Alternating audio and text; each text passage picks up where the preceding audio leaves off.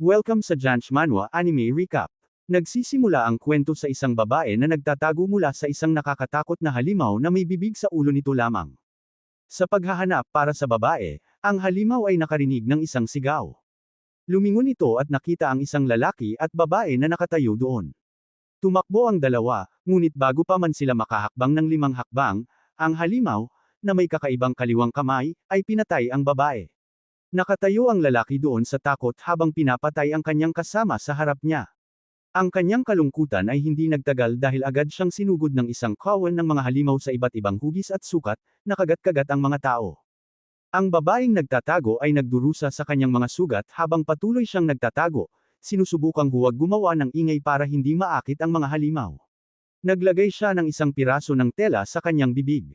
Ang balat ng mga babae ay nagiging asul at ang mga kuko nila ay lumalaki. Naipaliwanag na ang mga halimaw na ito ay nilikha ng isang uri ng virus sa isang tiyak na apartment. Isang maliit na batang babae ay natatakot at nagtatago mula sa isang bagay o isang tao. Narinig niya ang pagbukas ng pinto sa likod niya. Isang tao na may asul na balat at malalaki at matutulis na ngipin ang pumasok sa silid. Tinakpan ng batang babae ang kanyang bibig ng kanyang mga kamay para hindi siya makarinig ng ingay at napapikit siya dahil sa takot. Binuksan niya ang isang mata upang tingnan ang sitwasyon at natakot nang makita ang halimaw sa tabi niya. Ang kanyang buhay ay nasa panganib, ngunit hindi nagtagal, nahuli siya ng halimaw. Binuksan ng halimaw ang bibig nito, na nagpapakita ng mga matutulis na ngipin na tila kayang tumagos sa metal. Kinagat ng halimaw ang leeg ng batang babae, ngunit hindi ito masakit, parang kinikiliti lamang siya. Napag-alaman na ang asul na balat ay naglalaro ng itago at hanap. Ngayon naman ay oras na para magtago ang ina, ngunit ayaw niyang ipaalam sa kanyang anak na babae na aalis siya dahil may mga errands siyang gagawin. Pinilit ng kanyang anak na babae na sumama siya at dalhin ang kanyang gum manika. Hindi pumayag ang ina at sinabi sa kanya na manahimik. Nalungkot ang anak na babae dahil hindi siya makapagsalita, kaya nagsulat siya sa kanyang palad at nangako na babalik siya. Isang halimaw na may 4 na paa ang sumalakay sa dila ng ina. Ang halimaw ay bumagsak sa lupa at naparalisa. Mukhang may lason ang tolda ng ina. Tiningnan niya ang paralisadong halimaw at nagsimula siyang kumain. Kailangan niyang kumain para mabuhay sa isang post-apocalyptic na mundo kung saan limitado ang mga mapagkukunan, lalo na ang karne. Hindi niya kayang sayangin ito sa kanyang sarili dahil nakakakain siya ng mga halimaw, ngunit ang kanyang anak na babae ay hindi. Iniingatan niya ang lahat ng pagkain para sa kanyang anak. Habang naglalakad, nakita niya ang 2 lalaki na nakikipaglaban sa isang kawan ng mga halimaw. Naisip niya na ang mga baril at ang mahina na flashlight ay magiging sanhi lamang ng pagiging agresibo ng mga halimaw. Napansin niya ang isang bag sa likod ng taong may hawak ng flashlight.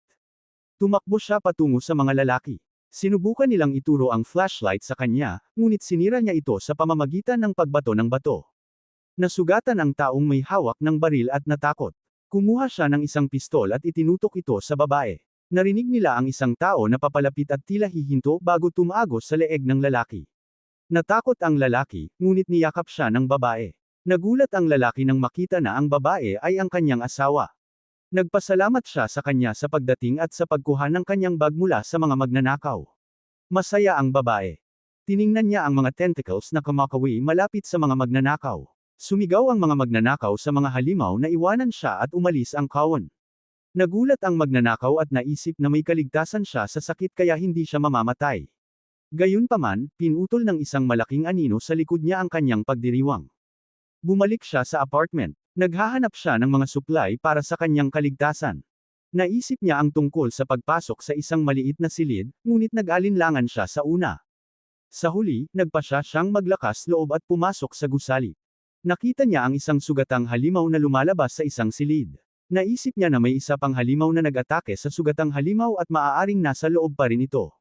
Lumingon siya para umalis dahil hindi ligtas doon. Narinig niya ang isang tunog at nang makapasok sa loob, hindi siya makapaniwala sa kanyang nakita. Sa halip na ituro ang kanyang leeg, mas nag-aalala siya sa katotohanan na may isang halimaw na dibdib na nagpapakain ng isang sanggol sa harap niya.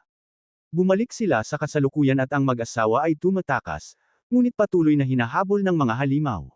Natapos sila sa sulok ng gusali at parehong nag-iisip kung paano makalabas sa sitwasyong ito. Ang gum manika ay nahulog at halos mahulog sa gusali, ngunit nahuli ng kanyang asawa ang kanyang kamay. Mukhang natakot at nasasaktan ang mag-asawa. Nasa isang napakahirap na sitwasyon sila. Sa harap nila ay may 12-dosenang mga halimaw na nagsisikap na mahuli sila. Sa lupa, ang kanilang boss ay naghihintay na lumunin sila. Kung hindi sila gagawa ng aksyon, mamamatay silang pareho. Bigla, binigyan ng babae ang kanyang mga tentacles. Kinuha niya ang isang halimaw sa gusali at itinapon ito sa boss. Kasabay nito, sinaksak niya ang katawan ng boss ng kanyang mga spike.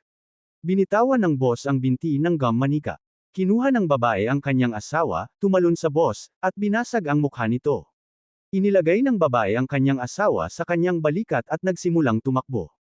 Ito ang unang pagkakataon na nakaramdam ng sakit ang boss.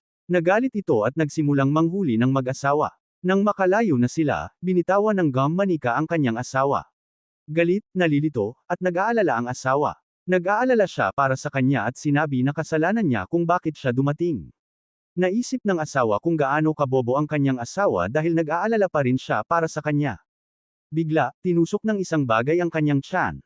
Tumingin ang gum manika sa likod at nakita ang boss na humahabol sa kanila. Napakamatigas at mabilis ng boss at may regenerative kakayahan. Sinubukan ng gum manika na bilhin ang oras sa pamamagitan ng pakikipaglaban sa mga minion monsters habang hinahanap ng gum manika ang isang bagay na maaaring maging kapaki-pakinabang sa kanyang bag. Nahanap ng gum manika ang kanyang hinahanap. Itinapon niya ang isang bagay sa mga halimaw. Ilang segundo lang, may isang pagsabog kung saan naroon ang mga halimaw. Isang granada ang itinapon ng gum manika.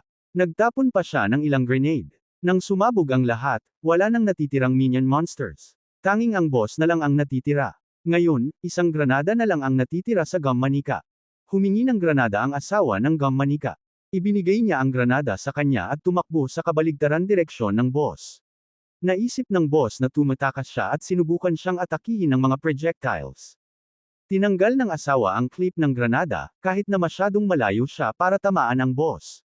Sa halip na itapon ang granada, sinipa niya ito. Tumama ang granada sa bibig ng boss at agad itong napatay. Bumalik ang mag-asawa sa kanilang paninirahan. Bago pumasok, tiningnan ng gum manika ang mga sugat ng kanyang asawa at halos walang bayad.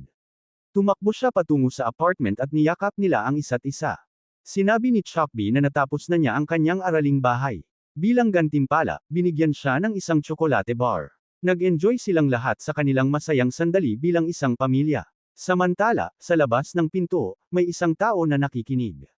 Alamin natin ang mga susunod na mangyayari sa episode 2. Mag-subscribe at i-click ang bell button. Salamat!